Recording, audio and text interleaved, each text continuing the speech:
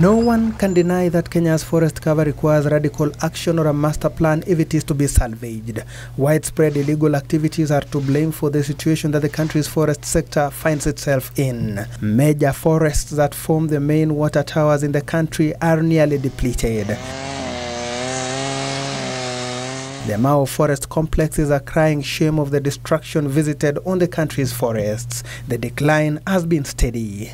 This is Mau forest in the year 2008. Some sections looked lush, yet settlers were already hiving off chunks of forest land for agricultural production in the rich fertile land. The destruction prompted government action, spearheaded by then Prime Minister Raila Odinga. Nitatangaza jina yao hadharani ili jina yao ijulikane na wananchi wote. Manake mimi nina orodha kutoka kwa Wizara ya Ardhi ya wale watu ambao waliiba mashamba ndani ya Mau. Na wao wako na hectares, wengine 1,000, wengine 2,000, wengine 5,000 ekari ndani ya Mau. A task force recommended the relocation of people who had invaded forest land to allow for regeneration, while the process took a political dimension. Wakenya walio pale hawajakataa kuondoka Mau, lakini wataondoka wakionyeshwa wewe ukitoka hapa utaenda kujenga nyumba yako hapa. Wale ambao walihusika shamba ndani ya Mau na wale majambazi ambao walikuwa wamechukua, tutatafuta njia ya kupatia ardhi mahali zingine. Lazima kuuliza watu hata mambo ya Mau.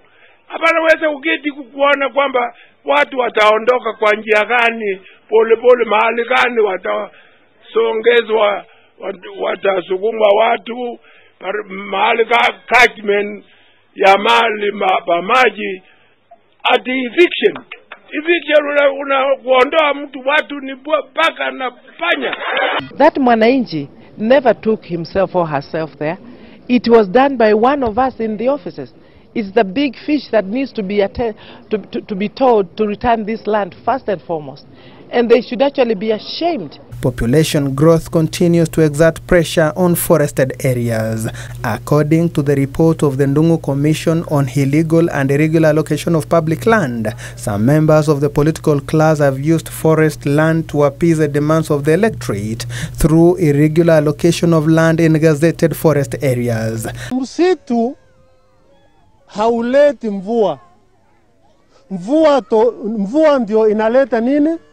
Msitu. People are saying that the issue of the scarcity of rain that is, all over the country, this was because of Mau. But I'm surprised the way rains are falling at the moment, and they are causing a lot of havoc.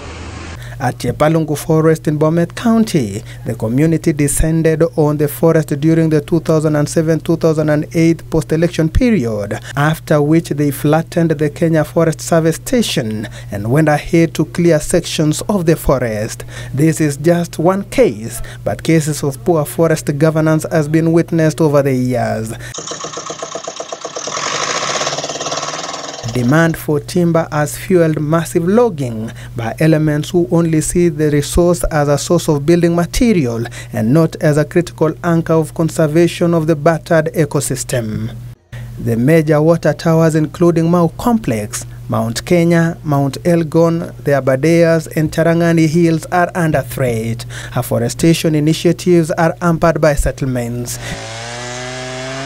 The effects of human activities have been extreme, ranging from ferocious floods to biting famine. Then, knee-jerk remedies by governments of ejecting dwellers from forests amid resistance. Wale watu waliotolewa Mount Kenya na Abadeas hawajalipwa fidia. Ni kitu gani iko special sana about walipwe fidia na hali wameingia huko kwa ukora